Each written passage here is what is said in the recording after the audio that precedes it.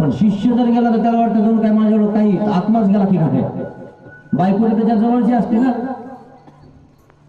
पण बायकोपेक्षा शिष्याचा अभिमान जास्त घेतो माणूस. आपला शिष्य दुसऱ्याकडे गेला नाही पाहिजे, मावाच राहायला पाहिजे. मग तो कसा असला तरी चालेल, खरं की नाही. त्याला काही घडवायचं वगैरे काही नाही, गदर ठेवायचं कसं का असं ना, आहे ना, कसं असा आणि पान फुलवा, असे काही लोक असतात मित्रांनो. आणि म्हणून यामध्ये सांगितलेलं आहे, यामुळेच तो त्या ठिकाणी काय झालेला आहे, ग्रह झालेला आहे. आणि ग्रह होऊन लागतो पुन्हा. ही कथा तुमच्या नांदेड जिल्ह्यात राहेर या ठिकाणची आहे, राहेरची आहे. मग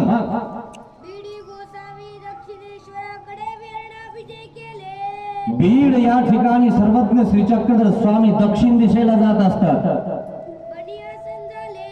बनी आसन म्हणजे कोणातरी त्या ठिकाणी बनामध्ये आसन झालेलं आहे, म्हणजे सर्वज्ञ श्रीचक्रधर स्वामी त्या ठिकाणी विराजमान झालेले आहेत. सारस्वत भट्ट आणि सर्वज्ञ श्रीचक्रधर स्वामींना बघितलं, आड पालो करून गेले, है ना. जसं आता तुम्ही मला ओळखता आणि ओळखत असून मला आड पालो करून गेले, बाबाला काय दंडवत करायचा, बघ आपल्या इथं आल्यावर, है की नाही. कसे उमटून पडता आड पालो अशी छत्री करीतो वाकडी. ते बाबाला मी दिसलो नाही पाहिजे, आणि बाबाला कळत नाही काय पागल काय तो.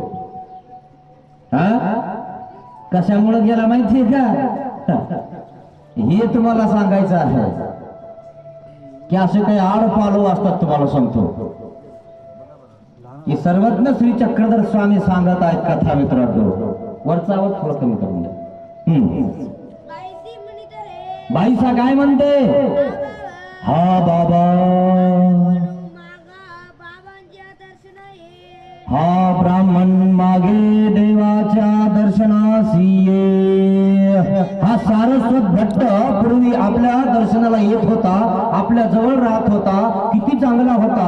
आणि आता हा आड पालो ओढून का चालला. आड पालो म्हणजे आता बायाच्या डोक्यावर पदर असतो ना, तर त्या थोड्याशा आशा करतात. त्याच्यामुळं जणू काय आम्ही यांना बघितलंच नाही. वरचा आवाजच कमी करून है की नाही, असं लक्षात येतं आपल्याला.